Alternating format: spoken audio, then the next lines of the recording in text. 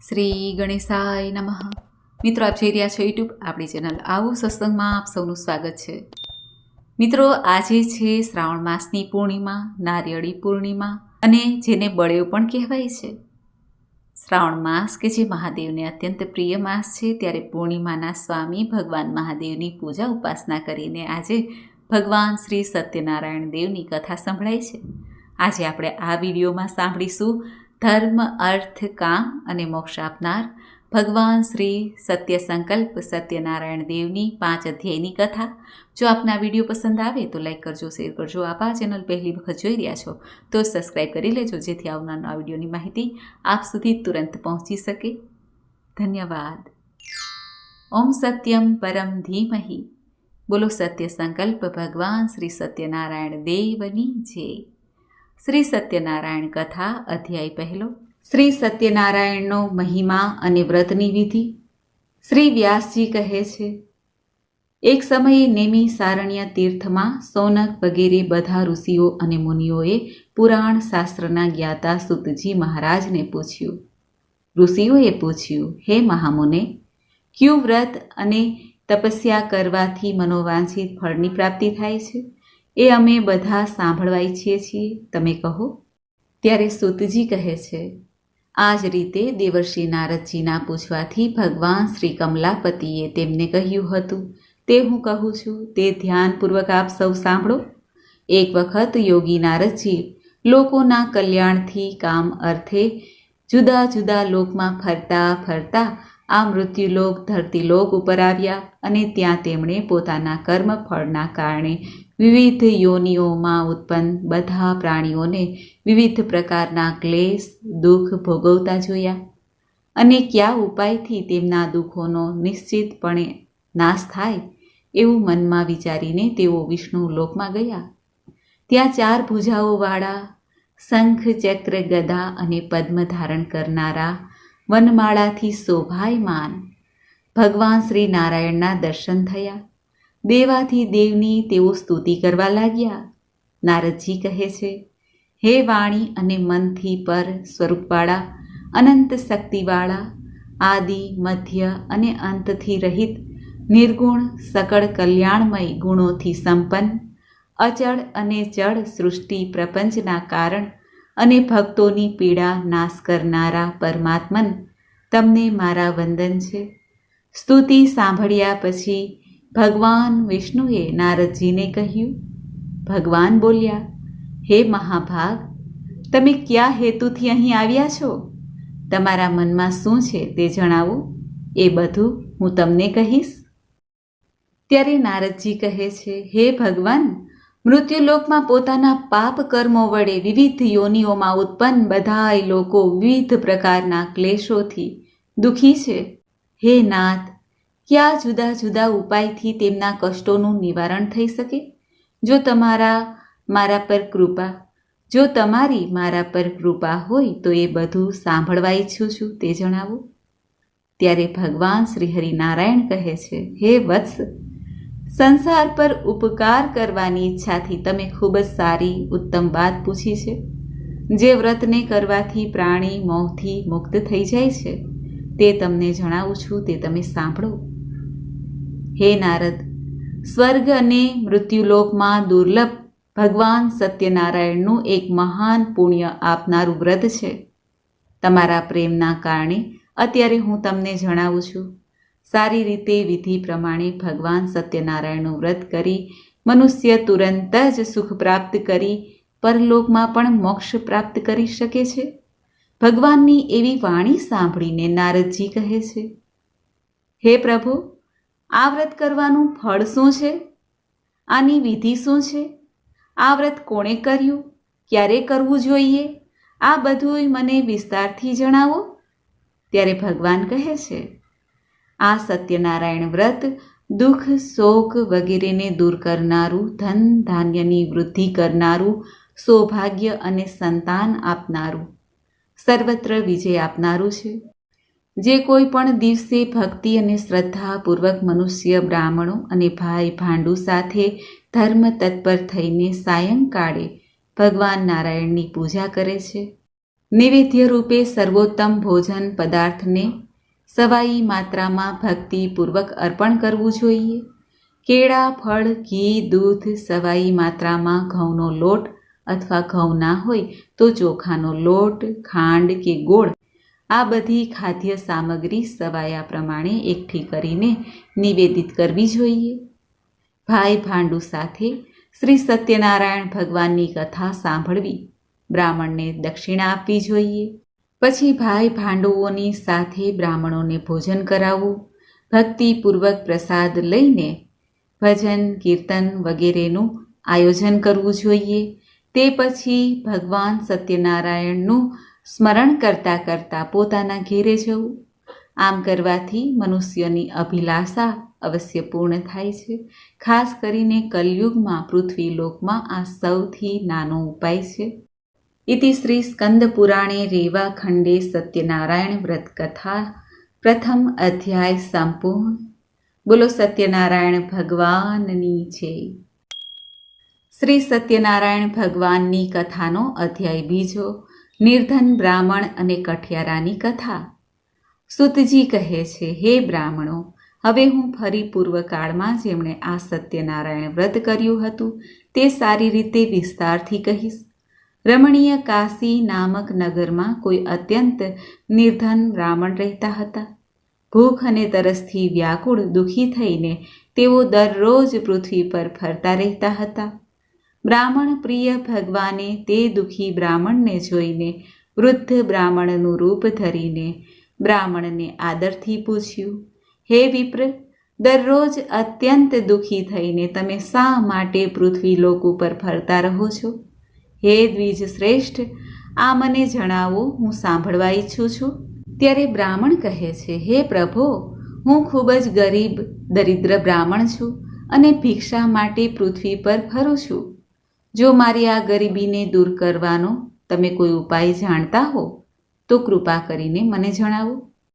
બ્રાહ્મણની આ વાત સાંભળીને વૃદ્ધ બ્રાહ્મણ રૂપ ભગવાન કહે છે, હે બ્રાહ્મણ દેવ, સત્યનારાયણ ભગવાન વિષ્ણુ મનોવાંછિત ફળ આપનાર છે. હે વિપ્ર, તમે એમનું ઉત્તમ વ્રત પૂજા કરો, જેના કરવાથી મનુષ્ય બધાય દુઃખોથી મુક્ત થઈ જાય છે. અને વ્રતની વિધિને પણ બ્રાહ્મણને કહીને વૃદ્ધ બ્રાહ્મણ રૂપધારી ભગવાન સત્યનારાયણ ત્યાં જ અંતર્ધ્યાન થઈ ગયા. વૃદ્ધ બ્રાહ્મણે જે કહ્યું છે તે વ્રતને સારી રીતે તે જ પ્રમાણે કરીશ, આ વિચારતા જ બ્રાહ્મણને રાત્રે નિંદ્રા ન આવી. ત્યાર પછી સવારે વહેલા ઉઠીને સત્યનારાયણનું વ્રત કરીશ એવો સંકલ્પ કરીને તે બ્રાહ્મણ ભિક્ષા માટે નીકળ્યા. તે દિવસે બ્રાહ્મણને ભિક્ષામાં ખૂબ જ ધન પ્રાપ્ત થયું. તે ધનથી તેના ભાઈ ભાંડુ સાથે તેણે ભગવાન સત્યનારાયણનું વ્રત કર્યું.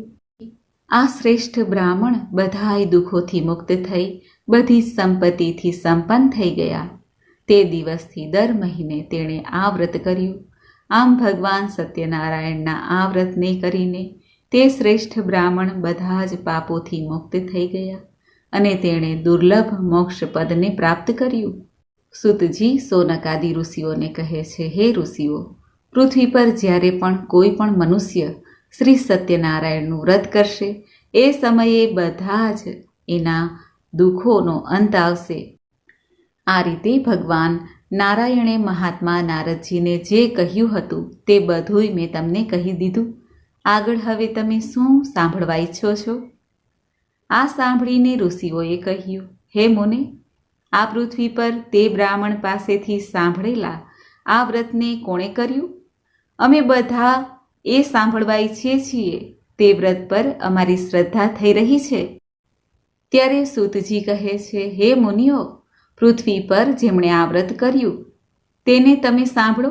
એક વખત પેલો શ્રેષ્ઠ બ્રાહ્મણ પોતાની સ્થિતિ પ્રમાણે ભાઈ ભાંડુ તથા કુટુંબીજનો સાથે વ્રત કરવા તૈયાર થયા.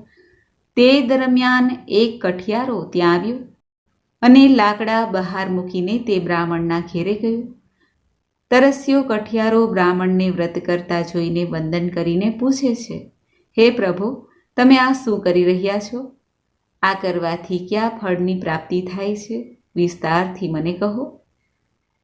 ત્યારે બ્રાહ્મણ કહે છે, આ સત્યનારાયણ ભગવાનનું વ્રત છે, જે બધી ઈચ્છાઓને પૂર્ણ કરનારું છે. આ વ્રતના કારણે મને આ બધી સંપત્તિ મળી છે. પાણી પી અને પ્રસાદ લઈને તે કઠિયારો નગરમાં ગયો. સત્યનારાયણ દેવ માટે હૃદયપૂર્વક વિચારવા લાગ્યો કે આજે લાકડા વેચીને જે પૈસા મળશે તે પૈસાથી ભગવાન શ્રી સત્યનારાયણનું શ્રેષ્ઠ વ્રત કરીશ. આમ મનમાં ચિંતન કરતો લાકડા માથે મૂકીને એવા સુંદર નગરમાં ગયો જ્યાં શ્રીમંત લોકો રહેતા હતા. તે દિવસે તેને લાકડાનું મૂલ્ય બમણું મળ્યું. તે પછી પ્રસન્ન થઈને તે કેળા, ખાંડ, ઘી, દૂધ અને ઘઉંનો લોટ સવાયા પ્રમાણમાં લઈને પોતાના ઘેરે ગયો. પછી તેણે પોતાના ભાઈ ભાંડુઓ સાથે બોલાવીને વિધિપૂર્વક ભગવાન શ્રી સત્યનારાયણનું વ્રત કર્યું. આ વ્રતના પ્રભાવથી તે ધન સંતાનથી સંપન્ન થયું. આ લોકમાં સુખ ભોગવીને અંતે સત્યપુર એવા વૈકુંઠ ધામમાં ચાલ્યો ગયો. આ રીતે સ્કંદ પુરાણના રેવા ખંડમાં શ્રી સત્યનારાયણ ભગવાનનો બીજો અધ્યાય સંપૂર્ણ થાય છે. બોલો ભગવાન સત્યનારાયણ દેવની જય. શ્રી સત્યનારાયણ કથા અધ્યાય ત્રીજો. રાજા ઉલ્કામુખ, સાધુ વાણિયો અને લીલાવતી કલાવતીની કથા. સુતજી સૌનકાદિ ઋષિઓને કહે છે, હે શ્રેષ્ઠ મુનિઓ, હવે હું ફરી આગળની કથા કહીશ, તમે સાંભળો. પ્રાચીન કાળમાં ઉલ્કામુખ નામના એક રાજા હતા. તે જીતેન્દ્રિય, સત્યવાદી અને ખૂબ જ બુદ્ધિમાન હતા. તે વિદ્વાન રાજા દરરોજ મંદિરે જતા, બ્રાહ્મણોને દાન દક્ષિણાથી સંતુષ્ટ કરતા. કમળ જેવા મુખવાળી તેની ધર્મપત્ની શીલ, વિનય, સુંદરતા વગેરે ગુણોથી સંપન્ન અને પતિપરાયણ હતી. રાજા એક દિવસ પોતાની પત્ની સાથે ભદ્રશિલા નદીના કિનારે શ્રી સત્યનારાયણનું વ્રત કરી રહ્યા હતા. તે સમયે વેપાર માટે અઢળક ધન સંપત્તિથી સંપન્ન એક સાધુ વાણિયો ત્યાં આવ્યો. ભદ્રશિલા નદીના કિનારે નાવને મૂકીને તે રાજાની પાસે ગયો અને રાજાને તે વ્રત કરતા જોઈને સવિનય પૂછવા લાગ્યો. સાધુએ કહ્યું, હે રાજન, તમે ભક્તિપૂર્વક જીતે આ શું કરી રહ્યા છો? કૃપા કરીને બધું મને જણાવો. આ સમયે હું સાંભળવા ઈચ્છું છું. ત્યારે રાજા કહે છે, હે સાધુ, સંતાન વગેરેની પ્રાપ્તિની કામનાથી પોતાના ભાઈ ભાંડુઓ સાથે હું અતુલ્ય તેજ સંપન્ન ભગવાન વિષ્ણુનું વ્રત અને પૂજા કરી રહ્યો છું. રાજાની વાત સાંભળીને સાધુએ વિનયપૂર્વક કહ્યું, હે રાજન, આ વિશે તમે મને વિસ્તારથી જણાવો. તમારા કથન અનુસાર હું વ્રત અને પૂજા કરીશ. મારે પણ સંતાન નથી. આનાથી અવશ્ય સંતાન પ્રાપ્તિ થશે. આમ વિચારીને તે વેપારથી નિવૃત્ત થઈને આનંદપૂર્વક પોતાને ઘેરે આવ્યો. તેણે પોતાની પત્નીને સંતાન આપનાર આ સત્યવ્રત વિશે વિસ્તારથી જણાવ્યું તથા જ્યારે મને સંતાન થશે ત્યારે આ વ્રત કરીશ. આ પ્રમાણે તે સાધુએ પોતાની પત્ની લીલાવતીને કહ્યું. એક દિવસ તેમની સતી સાધ્વી લીલાવતી પત્ની પતિ સાથે આનંદ ચેતે ઋતુકાળમાં પ્રવૃત્ત થઈ અને ભગવાન શ્રી સત્યનારાયણની કૃપાથી તે પત્ની ગર્ભવતી થઈ. 9મા માસે તેને કન્યા રત્નની પ્રાપ્તિ થઈ અને તે શુક્લ પક્ષના ચંદ્રમાની જેમ વૃદ્ધિ પામવા લાગી. તે કન્યાનું કલાવતી નામ રાખ્યું. તે પછી લીલાવતીએ પોતાના સ્વામીને મધુર વાણીમાં કહ્યું, હે સ્વામી, તમે પહેલાં સંકલ્પ કરેલા શ્રી સત્યનારાયણના વ્રતને કેમ કરતા નથી? ત્યારે સાધુ કહે છે, હે પ્રિય, દીકરીના લગ્ન સમયે વ્રત કરીશ. આમ પોતાની પત્નીને સારી રીતે આશ્વાસન આપીને તે વેપાર માટે બીજા નગરમાં જતા રહ્યા. આ બાજુ કન્યા કલાવતી પિતાના ઘરમાં મોટી થવા લાગી. પછી ધર્મજ્ઞ સાધુએ નગરમાં સખીઓ સાથે રમતી પોતાની કન્યાને વિવાહ યોગ્ય જોઈને મનમાં વિચાર કરીને કન્યાના લગ્ન માટે શ્રેષ્ઠ વરની તપાસ કરો આવું દૂતને કહીને તુરંત જ તેણે દૂતને મોકલી દીધા. સાધુની આજ્ઞાથી દૂત કાંચન નામના નગરમાં ગયા. ત્યાંથી એક વાણિયાના પુત્રને લઈ આવ્યા. તે સાધુએ વાણિયાના પુત્રને સુંદર ગુણવાન જોઈને પોતાની જ્ઞાતિના લોકો અને ભાઈ બંધુઓની સાથે પ્રસન્નતાથી વિધિ પ્રમાણે વાણિયાના પુત્રના હાથમાં પોતાની કન્યાનું દાન કરી દીધું. તે સમયે પણ સાધુ વાણિયો દુર્ભાગ્યવશ ભગવાનનું તે શ્રેષ્ઠ વ્રત ભૂલી ગયો. પૂર્વ સંકલ્પ અનુસાર લગ્ન સમયે વ્રત ન કરવાના કારણે ભગવાન તેના પર નારાજ થયા. થોડા વખત પછી પોતાના વેપાર કામમાં કુશળ તે સાધુ વાણિયો કાળથી પ્રેરાઈને પોતાના જમાઈ સાથે વેપાર કરવા માટે સમુદ્રની પાસે આવેલા રત્નસારપુર નામે સુંદર નગરમાં ગયા અને પોતાના શ્રીમંત જમાઈ સાથે ત્યાં વેપાર કરવા લાગ્યા. જ્યારે તેઓ બંને રાજા ચંદ્રકેતુના રમણીય નગરમાં ગયા તે જ સમયે ભગવાન શ્રી સત્યનારાયણે તેને પ્રતિજ્ઞા ભ્રષ્ટ જોઈને આને ભયંકર, અત્યંત કષ્ટપ્રદ અને મહાન દુઃખ પ્રાપ્ત થશે આવો શ્રાપ આપી દીધો. એક દિવસે એક ચોર રાજા ચંદ્રકેતુના ધનને ચોરીને ત્યાં આવ્યો જ્યાં પેલા બંને વાણિયા રહેતા હતા. તે પોતાની પાછળ દોડતા દૂતોને જોઈને ભયભીત થઈ ગયો અને ચોરેલું ધન ત્યાં જ મૂકી દીધું. શીઘ્ર જ સંતાઈ ગયો. તે પછી રાજાના દૂતો ત્યાં આવી ગયા જ્યાં સાધુ વાણિયો અને તેનો જમાઈ હતા. ત્યાં રાજાના ધનને જોઈને તે દૂતો બંને વાણિયાના પુત્રોને બાંધી લઈ આવ્યા અને હર્ષપૂર્વક રાજા પાસે જઈને કહ્યું, હે પ્રભુ, અમે 2 ચોરને પકડી લાવ્યા છીએ. રાજાની આજ્ઞાથી તે બંનેને વગર વિચારે બાંધીને કષ્ટપ્રદ જેલમાં નાખી દેવામાં આવ્યા. ભગવાન સત્યદેવની માયાથી કોઈએ તે બંનેની વાત ન સાંભળી અને રાજા ચંદ્રકેતુએ તે બંનેનું ધન પણ લઈ લીધું. ભગવાનના શ્રાપથી વાણિયાના ઘરમાં તેની પત્ની પણ ખૂબ જ દુઃખી થઈ. તેમના ઘરમાં પણ ચોરી થઈ. લીલાવતી શારીરિક અને માનસિક પીડામાં ભૂખ અને તરસથી દુઃખી થઈ. અન્નની ચિંતાથી ઘરે ઘરે ભટકવા લાગી. કલાવતી કન્યા પણ ભોજન માટે આમ તેમ દરરોજ ફરવા લાગી. એક દિવસ ભૂખી કલાવતી એક બ્રાહ્મણના ઘેરે ગઈ. ત્યાં જઈને તેણે શ્રી સત્યનારાયણના વ્રત પૂજાને જોયા.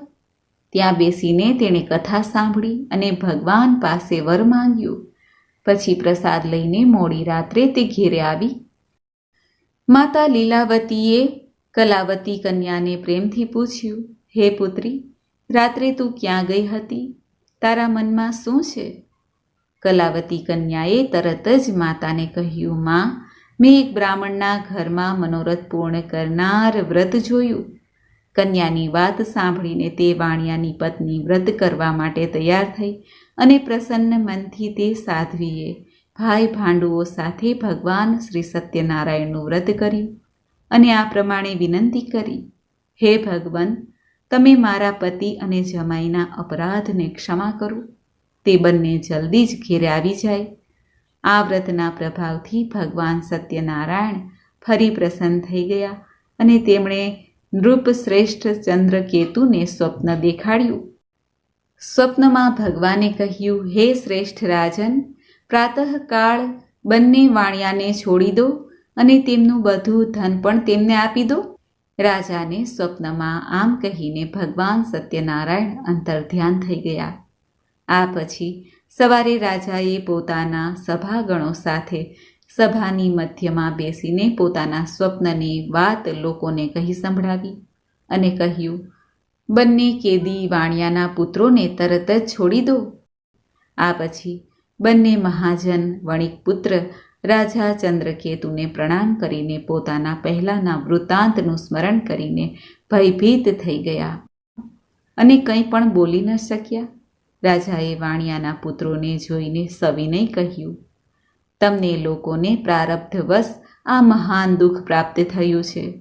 આ સમયે હવે કોઈ ડર નથી. આમ કહીને તેમના બંધન ખોલાવીને તેમને રાજાએ વસ્ત્ર અલંકાર આપીને બંને વાણિયાના પુત્રોને સંતુષ્ટ કર્યા. સામે બોલાવીને સારા વચનો કહીને બહુ સન્માન આપ્યું, પ્રસન્ન કર્યા. તેમનું જે ધન લઈ લીધું હતું તે પણ બમણું કરીને રાજાએ પાછું આપ્યું અને કહ્યું, હે સાધુ, હવે તમે તમારા ઘેરે જાઓ. રાજાને પ્રણામ વંદન કરીને, તમારી કૃપાથી અમે જઈ રહ્યા છીએ, આમ કહીને બંને મહાન વેશ્યોએ પોતાના ઘર માટે પ્રસ્થાન કર્યું. આ પ્રમાણે શ્રી સ્કંદ પુરાણે રેવા ખંડમાં શ્રી સત્યનારાયણ ભગવાનની કથાનો 3જો અધ્યાય સંપૂર્ણ થાય છે. બોલો સત્યનારાયણ દેવની જય.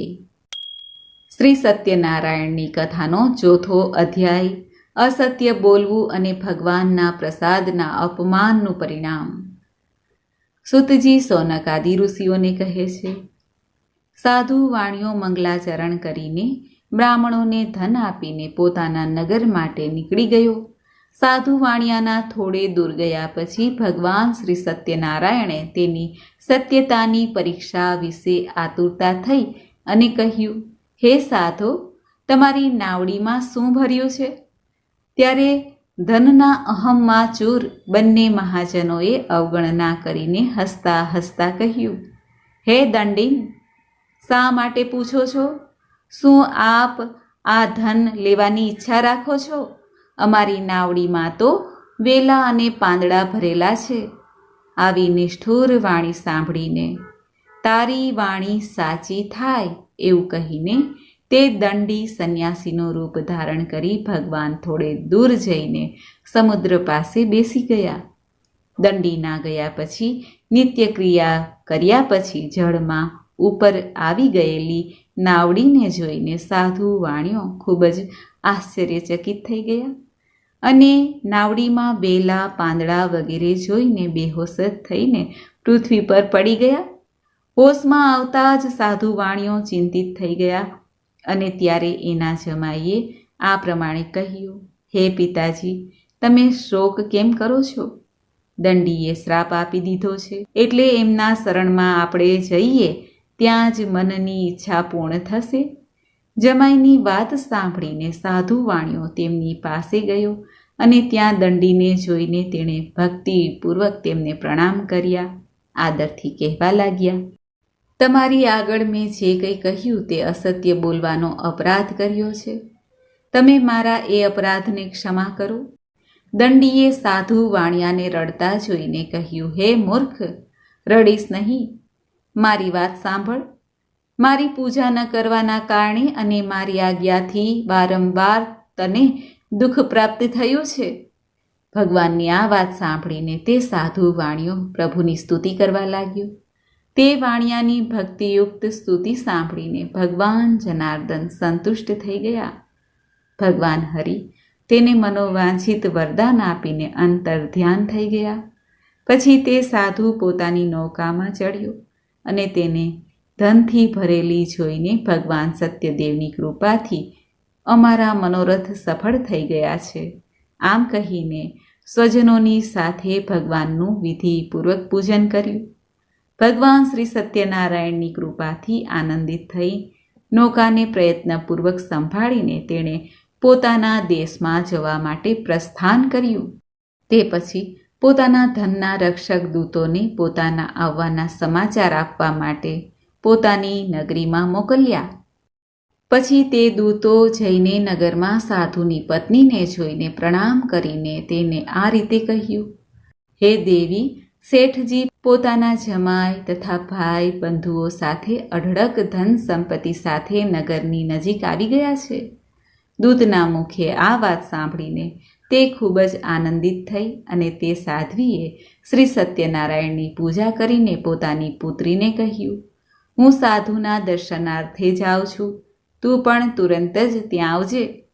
માતાનું આ વચન સાંભળીને વ્રતને પૂર્ણ કરીને પ્રસાદનો પરિત્યાગ કરીને કલાવતી પણ પોતાના પતિના દર્શન કરવા માટે ચાલી નીકળી. તેથી ભગવાન સત્યનારાયણ નારાજ થઈ ગયા અને તેમણે તેના પતિ અને નૌકાને ધનની સાથે હરણ કરીને પાણીમાં ડૂબાડી દીધી. આ પછી કલાવતી કન્યા પોતાના પતિને ન જોઈને ખૂબ જ શોકમાં રુદન કરવા લાગી, ભૂમિ પર પડી ગઈ. નૌકાનું અદૃશ્ય થવું કન્યાને ખૂબ જ દુઃખી જોઈને ગભરાઈને સાધુ વાણિયાએ વિચાર્યું, આ શું આશ્ચર્ય બની ગયું? નૌકાના ચાલક પણ ચિંતિત થઈ ગયા. પછી તે લીલાવતી પણ કન્યાને જોઈને દુઃખી થઈ. ન જાણે ક્યાં દેવતાની ઉપેક્ષાથી આ નૌકા અદૃશ્ય થઈ ગઈ છે, અથવા શ્રી સત્યનારાયણના મહાત્મયને કોણ જાણી શકે?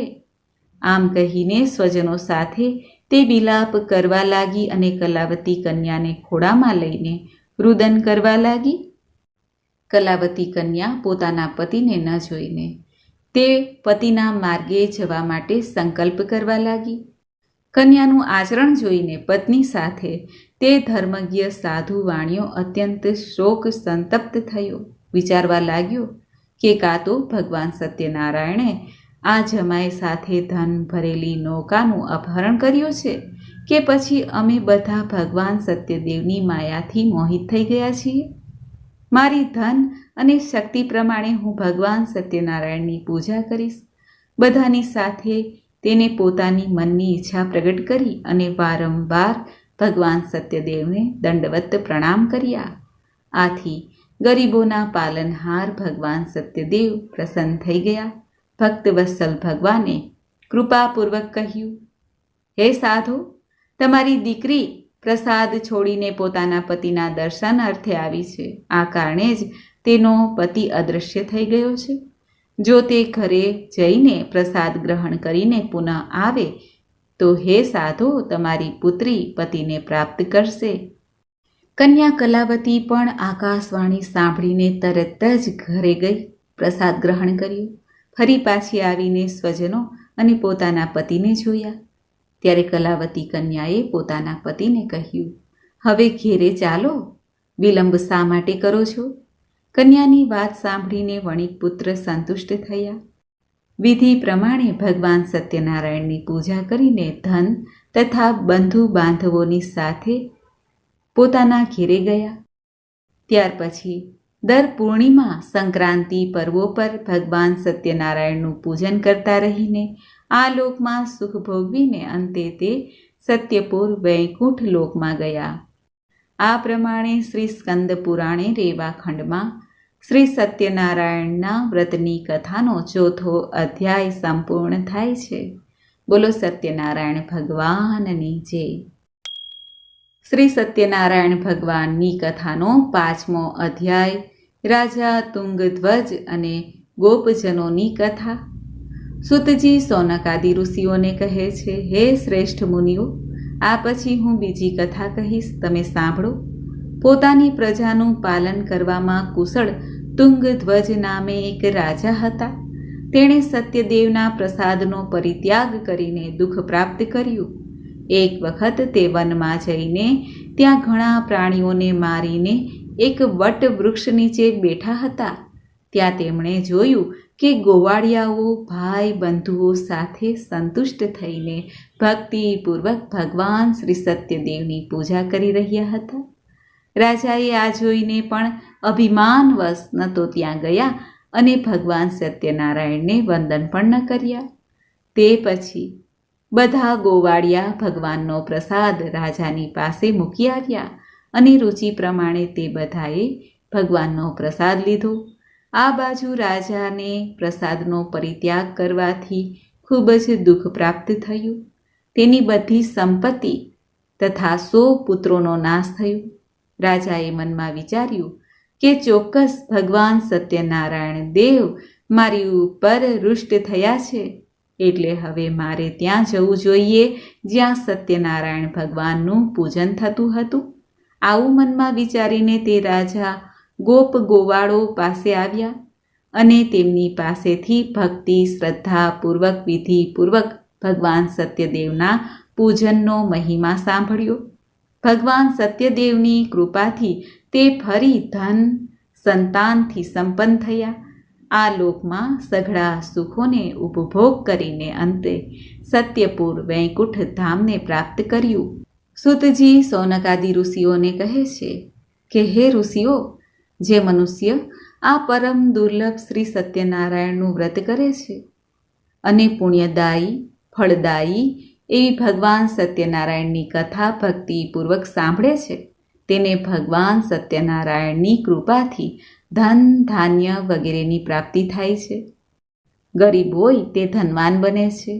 બંધનમાં પડેલ મનુષ્ય બંધન મુક્ત થાય છે. ભયભીત વ્યક્તિ ભયથી મુક્ત થાય છે. આ સત્ય વાત છે, તેમાં શંકા નથી.